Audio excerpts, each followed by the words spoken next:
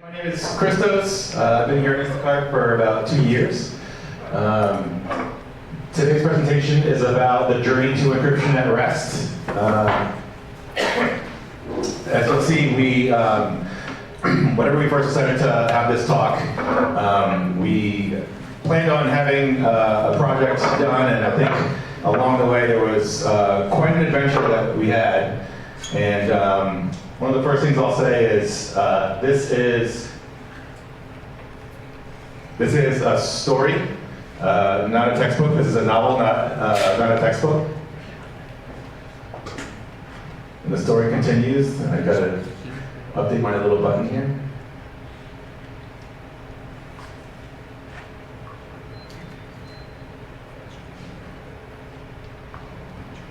There we go.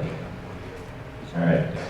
So this is a novel, not a textbook. I think we've all had all kinds of experiences throughout our careers that have taught us a lot, and a lot of times those experiences are just as valuable as the lessons. So that's what I'll be sharing today. So just to give you a little background on Instacart, we are an on-demand grocery delivery company. We were founded in 2012, and just like the way Uber or Lyft has a two-sided model, we are structured the same way. So we have customers that go on our site and want to get certain groceries delivered. And then we have shoppers that we dispatch those orders out to, who then go and shop the orders and deliver it to the customers. We are available throughout the US and Canada, currently available to about 70% of households.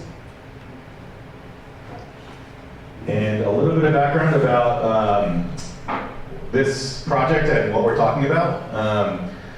Our largest database when it was built, was non-encrypted. And what we want to do is we want to get that database to be encrypted. And of course, this is a mission-critical database. We need to minimize our downtime and our risk. And to give a little bit of background on how our team is organized, we have 300 plus engineers, most of them based here in San Francisco. We don't have specifically assigned DBAs just yet. That is something that's currently in the process of being updated. If you're interested in that, please let me know. We are primarily made up of generalists. The group that works on Postgres is a working group that is a group of resources that have other assignments as well. So let's get started with talking about evaluating our options. I'm going to first give you a little bit of background on RDS. RDS is Amazon's product. It stands for Relational Database Service. It's an adaptation of Postgres to work specifically for their environment. A lot of the internal features are black boxed. They're not available, so things like failovers, replication, that's all abstracted and done for you. The data store is their elastic block store service, which is what's used to back all the data. So our starting point, this instance size is 11 terabytes. Amazon has come out and told us we are their largest customer in terms of instance size. So we know that we are definitely on the larger end of what they're familiar with. We were on Postgres version 9.6. And another parameter setting that we need to work through is if you take our last delivery in Hawaii and our first delivery in the East Coast, we only have about a 2-hour window of downtime that we can take at any point in time. So that's a parameter that was restricted a lot of our options here. The easiest option would be to replicate using standard replication and then promote a non-encrypted replica. In RDS, that's not an option. Whatever your primary data store is on, your replica needs to be on that as well. So one of the first options that we looked at was, what if we snapshot our database, encrypt the whole thing, and then bring it back up? And with an 11 terabyte data store, it took about 3.5 hours. So pretty quickly that got dismissed as an option, so we had to move on from there. The next thing we looked at was an extension called PG Logical. is there actually two extensions we're going to talk about here, and they both focus on logical encryption, which is basically streaming out to another cluster so that they can be completely separate. It can be on different versions, obviously different data stores as well. So the idea is that we would take our non-encrypted cluster and stream out to a cluster that is encrypted, and then eventually promote that. The first option to do that is PG Logical. This is a proven extension. It's been around for a while. It is available on our version of Postgres that we're on. It does require primary keys on all tables, which is a minor inconvenience, but definitely doable.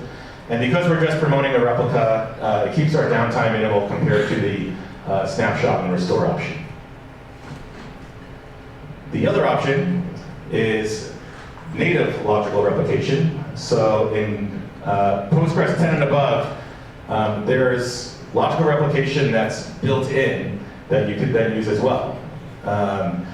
This would require an intermediate step for us to upgrade. So we were on 9.6, so before we could even build a replica, we'd have to get ourselves onto a version of 10 plus. And again, because we're promoting a replica, the downtime here would be minimal. So we evaluated these two options. One of the big things we looked at was how long it took to set up a logical replica. And in our benchmarking, native logical replication was about twice as fast as using PG Logical. PG Logical took it did about 880 gigabytes per day to build the replica. Native Logical took about 1.7 terabytes per day. For an 11 terabyte instance, that means that for PG Logical, it was about 11 days. And by using native logical replication, we were able to cut that in half to be about 6. And the reason why that's important is as we're building and running a logical replica, we wanted to have a freeze on DDL transactions, any schema changes. We wanted to keep things as controlled as possible. So whatever logical replica that we were going to build, during that time, we needed to have a freeze on any changes in the code base that would modify the data structures. So we took a side-by-side comparison between the two. PG Logical is proven, but native replication is new, but it is native to it, which was pretty enticing. So there wasn't a clear winner there. The thing that we liked about native replication was there was no schema updates required. For PG Logical, we did have to do an intermediate. We didn't have to do an intermediate upgrade that we would have had to do with native logical replication. And then the last thing here is we found that native replication was more resilient. So we tested what kind of effects there would be if there was an interruption in the replication process. If there was a mismatch in the schema, or either the source or the target were rebooted. With native replication, it was very resilient about picking up where it left off whenever any kind of interruption was mitigated. So we decided to go with native replication. And what that meant was a two-stage process. Stage one was to upgrade Postgres to version 10.6. And then the second stage was going to be to logically replicate it to an encrypted instance and then promote it. So what turned out to be stage one turned out to be more like chapter one.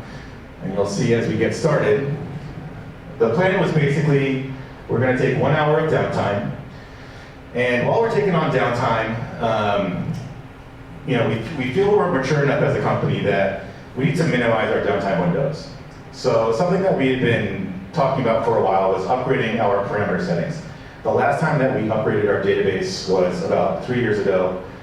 Since then, we've grown considerably and outgrown a lot of the things that were set in our database. So we said, well, why don't we couple these parameter changes in with this upgrade, and we can do it all at once and minimize the downtime windows. So the plan was to incorporate the changes, upgrade the instance to 10.6, and then after the downtime window is over, we would then rebuild the rest of the cluster. So some of the key parameter updates that we made One was max wall size, which is how big the wall can get before a checkpoint executes. It's measured in pages, so in 16 megabyte units. It previously was set to 128, which is 2 gigabytes, and we wanted to increase that to 16 gigabytes, so we changed it to 1024. We turned huge pages to on, and then random page cost, we took it from 4.0, which is the default Postgres, to 1.1, which is tuned for using EBS. So, the execution, everything went smoothly. We ran a bunch of tests before we brought everything back up. Everything was running fine. We are now on Postgres 10.6, and we're ready for part 2. Until we take a little bit of a detour. And this is where things get a little bit interesting. So, our upgrade happened on a Wednesday night at late at night at about midnight. And our busiest days of the week, by far our busiest day is on Sunday. Our second busiest day is on Saturday. So on our second busiest day of the week, which happened 3 days later, we suddenly got this CPU spike early in the morning that we looked at and we were a little bit puzzled. And this has happened in the past, and this is typically some sort of issue in the application that is doing something to your database. Maybe it's a job, maybe it's some sort of like root process that's running. So it happened early in the morning, and then later in the afternoon it happened again for a few minutes, which is really suspicious. So this happened on a Saturday. We figured, all right, it looks like there's not too much customer impact. We can kind of handle this. So let's just wait until Monday morning, and then we'll handle it then. So before we even got to Monday morning, this was the next day. So this was a pretty rough Sunday. This did show up in the form of latency. This had some customer impact and shopper impact. This obviously is not what we've seen in the past. And at this point, one of the first places we look is, okay, we've got some sort of issue. We don't think that the application is abusing anything this badly. We can't find anything in our tooling and our visibility tooling that tells us exactly what this could be. So we need to regroup on Monday and figure out what's going on. So at this point, here's what we know. We keep getting intermittent CPU spikes that are up to 100%, and they last anywhere from a minute to a few minutes. They seem to be correlated to peak times, and the reason why we think that is because for the first 48 hours after the upgrade, there were no CPU spikes. And we have a handful of parameter changes that we've made that could also be contributing to this as well.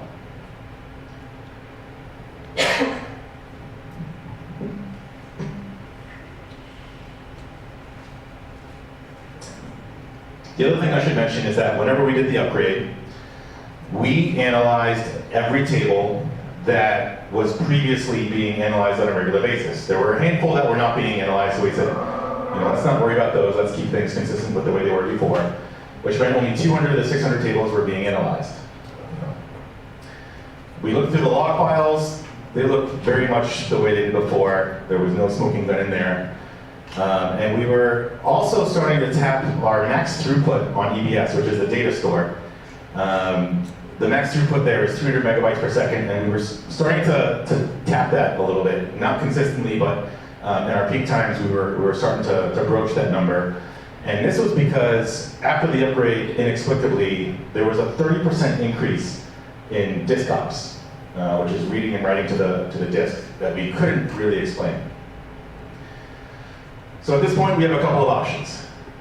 And what I think is interesting at this point is, it was very difficult to come to consensus on what we should try next, because each has their own pros and cons. One option was, let's revert all the parameter group settings to what they were prior to the upgrade.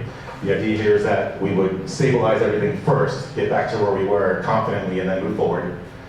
The other option was to revert only some of the parameters and keep the ones that we felt most confident in. Another option was to analyze all the tables as well. And I should mention that there was the question of going back to version 9.6. Once we brought things up and had it running for 2 days, that ship sailed along with it. Once you have data writing to the database after you upgrade it, I know it sounds surprising, but Postgres doesn't have a downgrade feature. So we went with the option of reverting parameters. The thought here was, let's stabilize things, let's start by getting things to where they were, and then we can tune things first and figure out which one of those parameters was causing the problem. So, let me go back. So max wall size was at 1024, which represents 16 gigabytes. We put that back to 128, which represents 2 gigabytes. Huge pages, we turned off again. Random page costs, we took from 1.1 back to 4.0. We took on a downtime window to reboot everything in order to get this done, and it still didn't fix the problem. Not only that, but it seems like it's actually worse, because this is a Monday, which is during the week, and during the week, the prior week, we weren't having any CPU spikes, but suddenly we do. So at this point, we're like, maybe it's not the parameter settings. Maybe there's something else going on, something that we didn't think about. Maybe something else was introduced in the application that's using it that we didn't even know. At this point, we say, okay, let's go with our next option. Let's analyze everything. And the thought here is there could be some sort of process or worker or thread or something that is triggering a certain data set that causes CPU to spike. And that's actually more consistent with the characteristic of a CPU spike. It's usually some sort of heavy read load of some sort. So we said, let's analyze everything. It's also one of the cheapest things that we can do in terms of a very simple thing to do without having to do a reboot. And that still didn't work. We're still getting a few spikes, and we can't quite figure out what's going on.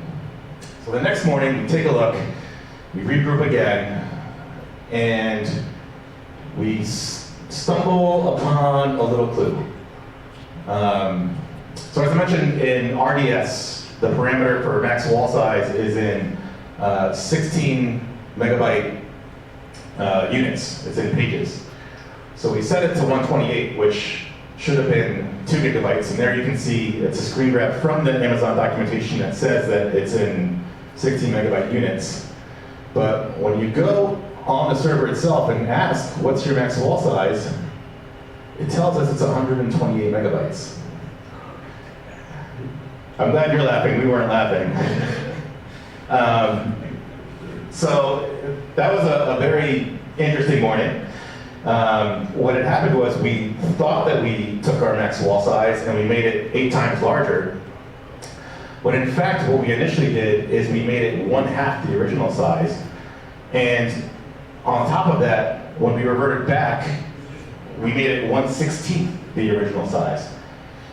So we immediately started pursuing this lead.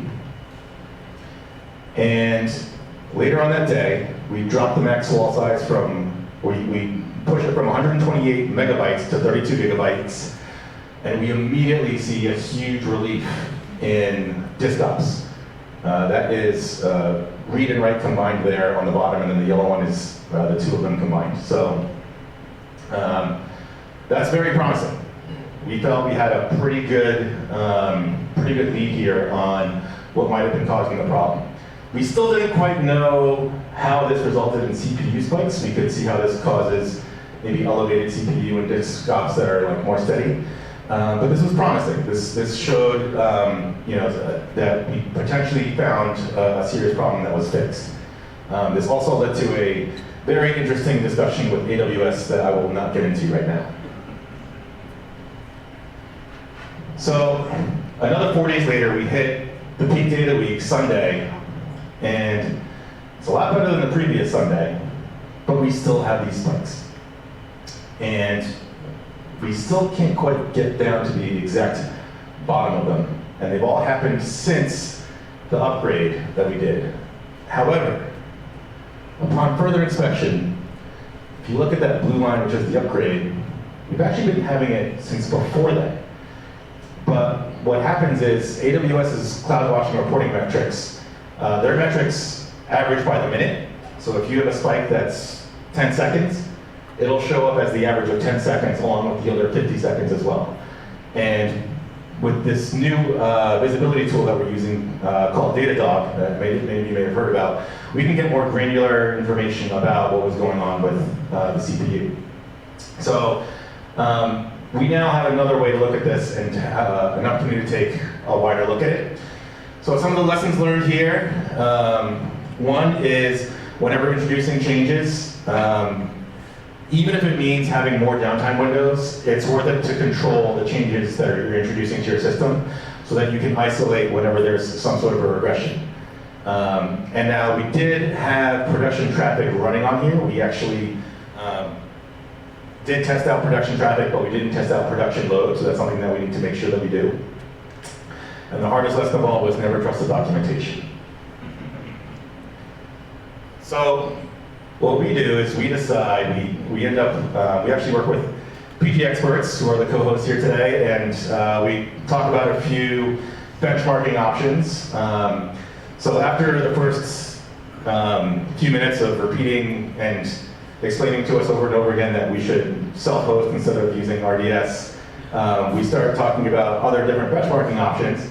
And there was, of course, PG Bench, which creates its own traffic that it simulates, but we wanted to simulate real traffic that was running on our actual system.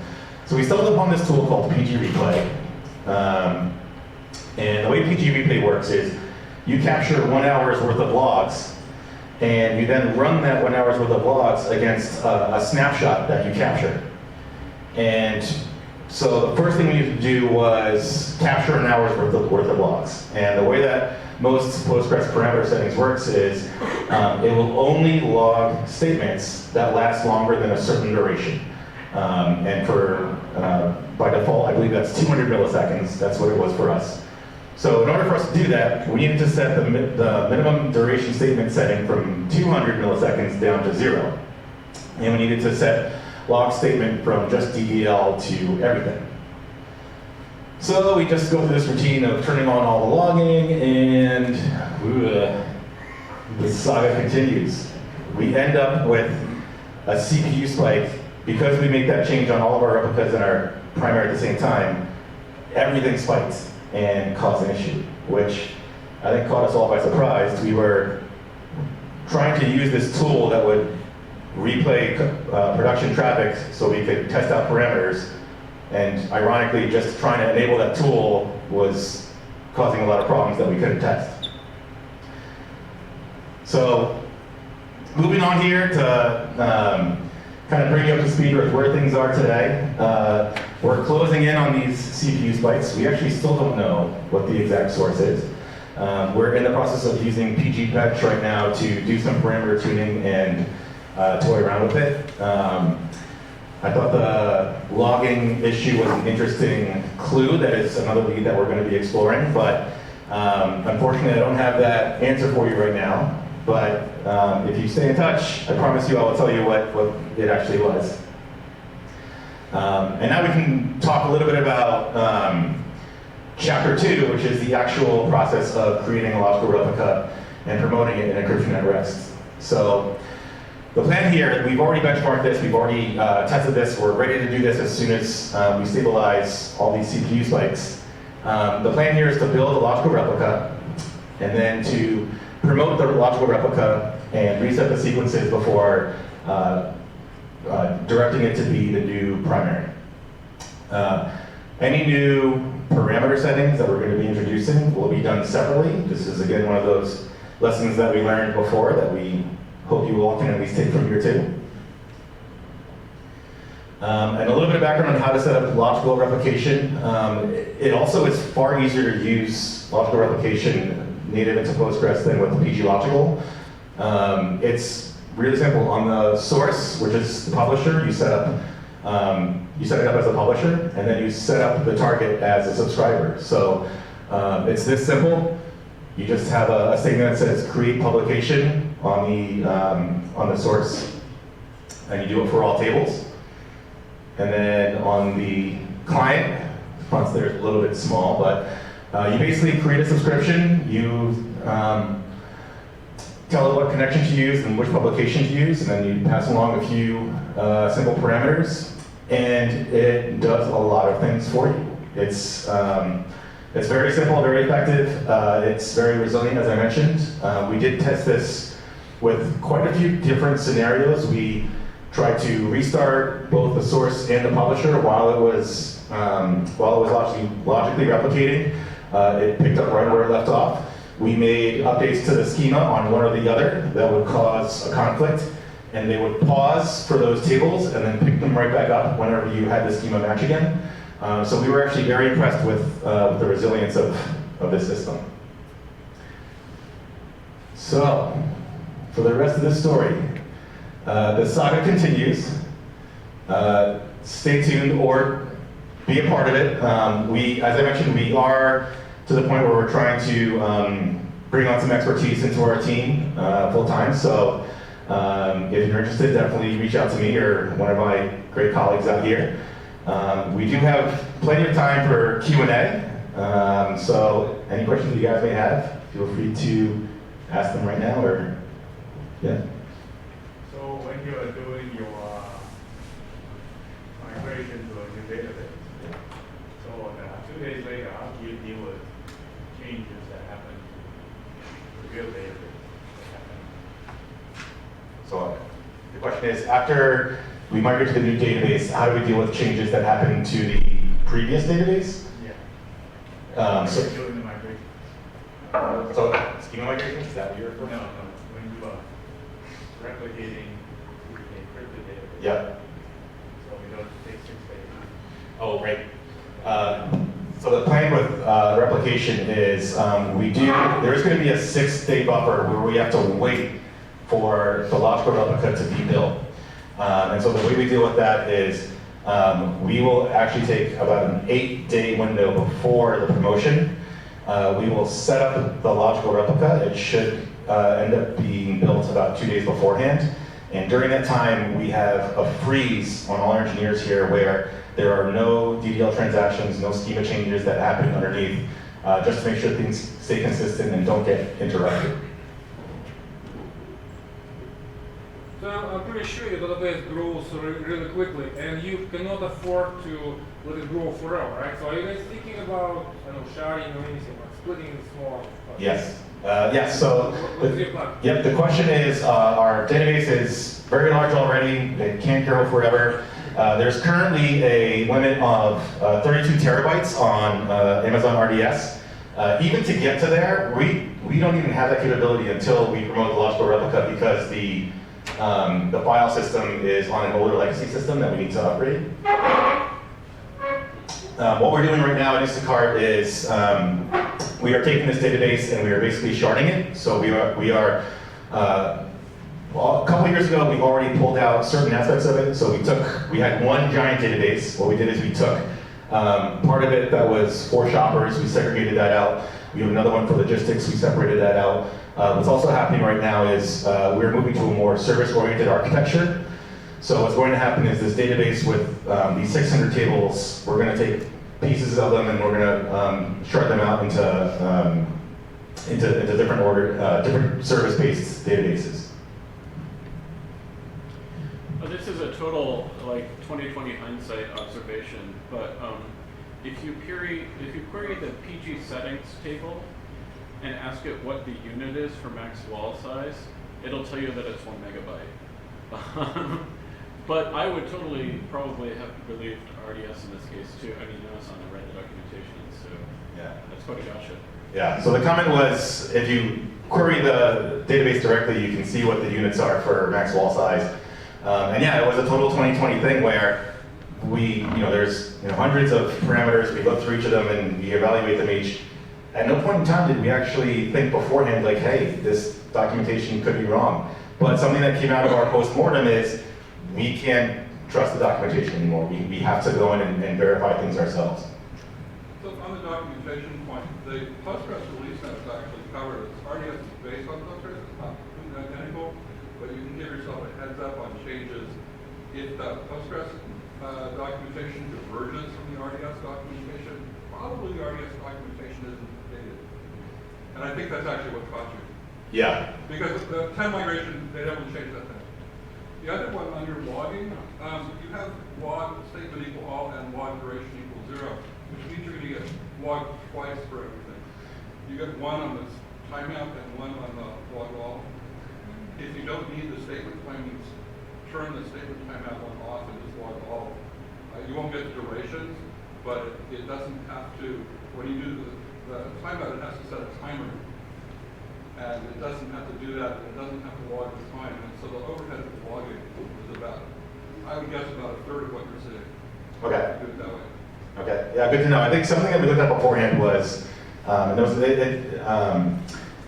would there be, we were basically updating 2 parameters, and each of them would have given us all the logging. Right. We didn't need to do that, and we could have actually done, just done one or the other. The other thing that's interesting about that is, we had to change the format of the logs to be CSV, so what happens is that you can actually have standard output or you can have CSV. When you turn on CSV in RDS, you actually end up writing to both a standard log and a CSV log as well, which I'm sure is adding to some of that overhead too. Why did you need to change it to CSV? There's, in PG Replay, there's a session, in PG Replay, there's a session piece that's attached to the CSV logs, but not the other logs.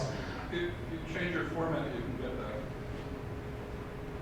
But, well, with PG Replay, But I don't know if PG Replay parts of it. Yeah, I think it was something that was already built into the PG Replay tool. So we basically went along with what they asked for, and I think there was something about CSV that I guess was easy for them to parse. So that we basically went with what was instructed in the tool. Sure. So I have a couple of questions. Question number 1 is, did you run into any limitation of logical replication? Any limitations on it? Limitations, like every day one needs to have family key. You cannot do real those changes are not replicated. So Yeah, so the question was, were there any limitations that we found with replication? And so in PG Logical, what we found was, by using the extension, if there was any change to the schema, it would interrupt everything. We'd have to start everything all over again. With the native logical replication, we were surprised at how resilient it was. Even when we had DDL transactions that happened on the source, I believe they actually happened on the target as well. And when we specifically went in and tried to have there be some sort of mismatch or change just one or the other, even if there was an interruption, whenever you mitigated the interruption, it would pick right back up from where it left off. okay. And I have a follow-up question. Yeah. So the PG replay you use, how much it helped you to narrow down the issue? So the question was, how much did PG Replay help us narrow down the issue? We actually never got it running because we could never capture the log files. The log files, when we turned that on, we turned it on at 9 p.m. at night on a Monday, which was just like a trivial point of time that should be pretty quiet. So what we're now doing is we're using PG Bench to benchmark the impacts of turning on logging and see if there's a certain way that you can turn on logging in a way that we can get it. And there's also this suspicion that the CPU spikes could somehow be caused by some sort of logging. It also could be like the source of the issue. So there's still a lot of questions that are out there that we're still determining. So we're basically right now using PG Bench to test out using PG Replay so that we can then test out our actual production traffic. So have you, okay, Yep. this is the last question. So have you guys ever considered replicating code level traffic so that way you don't have to do all these fighting? You can just have the traffic played on other code and Yep. you can do the testing. So something that we've also talked about is set up something like PG Pool, for example. No, Which is I'm talking about network level, not like the network level. So describe that. It would be setting up a network level. Yeah, you can do code mirroring. So whatever, like your database is connected to a specific code, Yeah. right? So Yeah. you can replicate the traffic. So this is called code mirroring. Port mirroring. Talk to me after this. I have to jump in. Yeah. That's, if you're talking about the split stream thing that PGPool 2 could do, that's a deprecated feature. And has not been supported in PGPool for like at least one major release. It may still work, but I would not advise building anything on top of it. I think you meant TCP mirroring, not Okay. PGPool Okay. mirroring. So, just curious, based on what you decided to enable huge pages, did you guys do any benchmarking? Because sometimes no, sometimes not. We didn't, and I think that was that's a little bit of what's come out of this. Is again, we have like a working group here that's like a collection of people that are working on Postgres. So the time that we would have needed to take to actually do all the benchmarking, I think we got to the point where we said instead of like taking that time, we feel fairly confident in this parameter update. Let's just go ahead and do it. And I think the thing that we learned is for something that's this critical and this this vital to our systems, we can't do that. So that was something in the postmortem that we said we just can't do that anymore. And part of what we're doing in the group now is to put together a runbook of this is how new parameters get introduced into our system. There's a review, there's a benchmark, even things as trivial as turning on logging, for example. We've found that we just can't do that without a review and a benchmark. So I'm going to make an assumption from your logging problem that you run a lot of statements per second. If you have, I don't know what your buffer size is. What is your shared buffers? 40 gigs. Wait, buffer? 40 gigs, and how big is the machine? 768. I'm going to recommend you increase your buffers. Yeah, a lot. To like 300. Okay. But benchmark first. Shared pages on a busy system, especially the more cores you have and the more memory you have, is up to a 20% limit. Usually it's about a 10% limit. Given benchmarking it and using it in different collections to apply. It's definitely effective. It's an administrative headache because you have to make sure it's configured in your kernel as first. RDS, no access to the kernel. Well, apparently they have it enabled already, though. Otherwise, it would have never worked. Yeah. But if you're doing self-hosting, you have to. I would strongly encourage you to discuss that with us before you implement that. And did you ever use such a huge shared buffer pool as it on the course? Because it used to be like more than 12 gigabytes. There was an old advice about 1/8 of memory, but memory was a lot smaller then. I/O was a lot different then. It also depends, of course, on your application. There used to be some bugs or implicit algorithms, I guess, really. They worked, but they were slow as you scaled up. So the buffer cache, the replacement and stuff didn't scale very well. There were locks inside the buffer cache that didn't scale very well. There's been a lot of work in the buffer cache, and basically that old advice about 32 gigs or something being the limit really hasn't applied for some reasons now. It was really clear. I wouldn't say 3 gig. The warriors have really used was 260 or so. That was on the 1 terabyte machine with 2 cores. So, and that worked pretty well.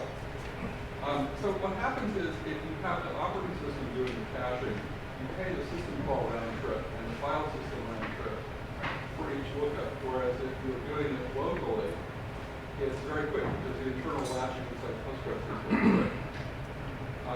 There is a penalty in that your memory that's buffered locally may also be duplicated in the OS cache. So if you're tight for memory for some reason, in 768 you shouldn't be.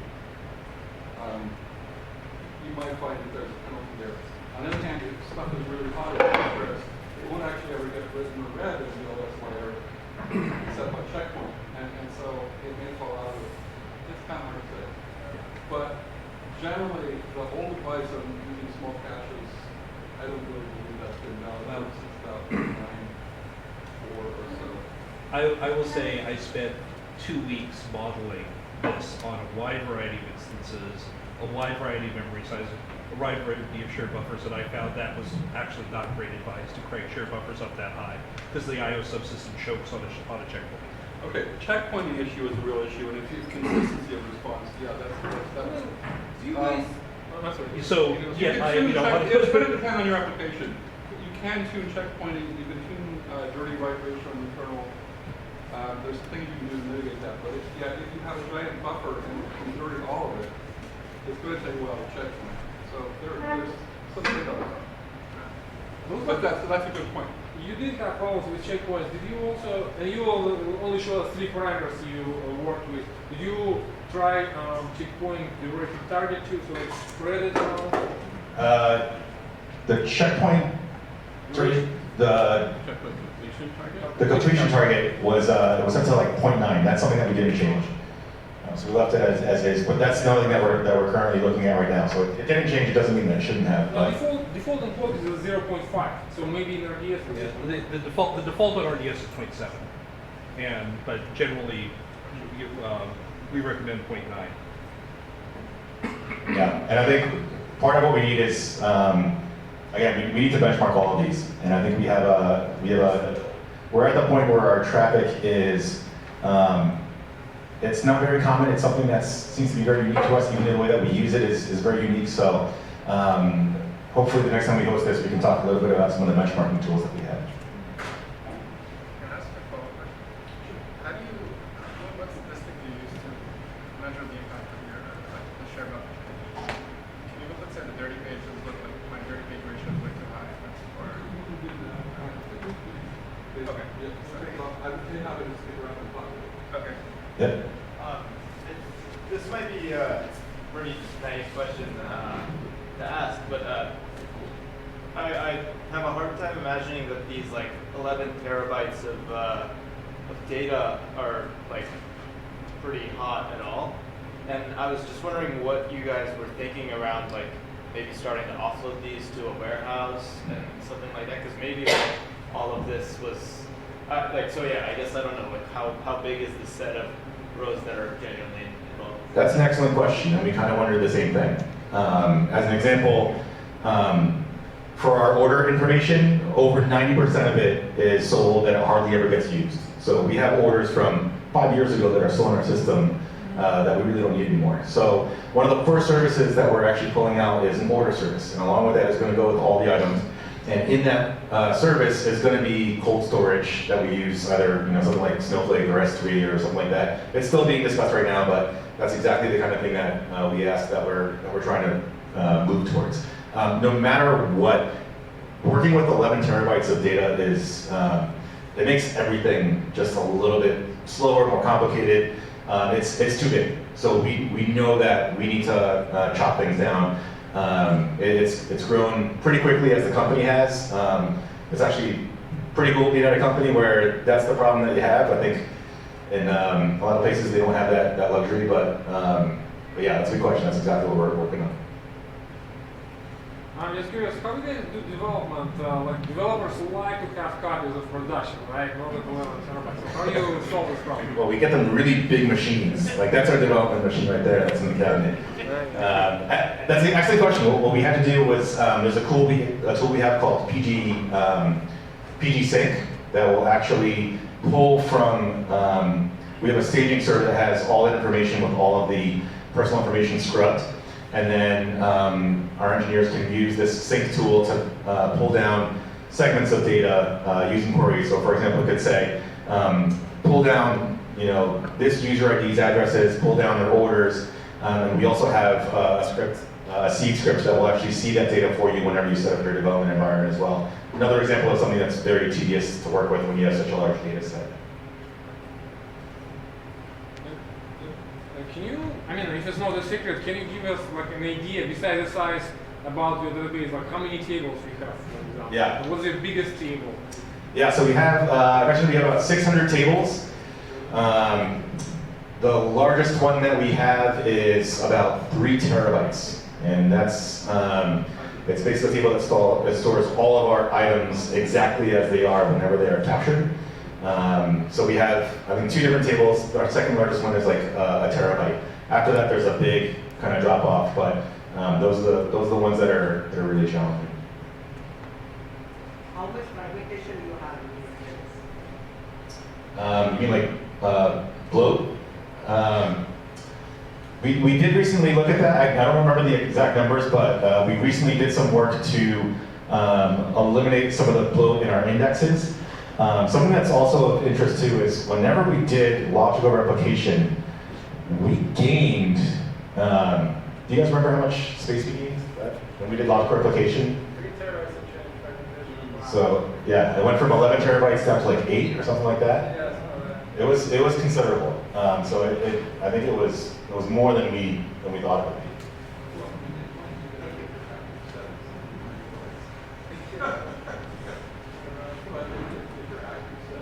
Thank you guys so much for coming. We're still around. You feel free to ask, questions. We'll be around for a little bit. There's still plenty more food if you guys are hungry too. Thanks so much for PG Experts for helping co-host this. And if you guys have any questions about Instacart, me and my colleagues are all here. As I mentioned, we're still casting for the final chapter if anyone's interested as well. So feel free to reach out too. Thanks. Thank you.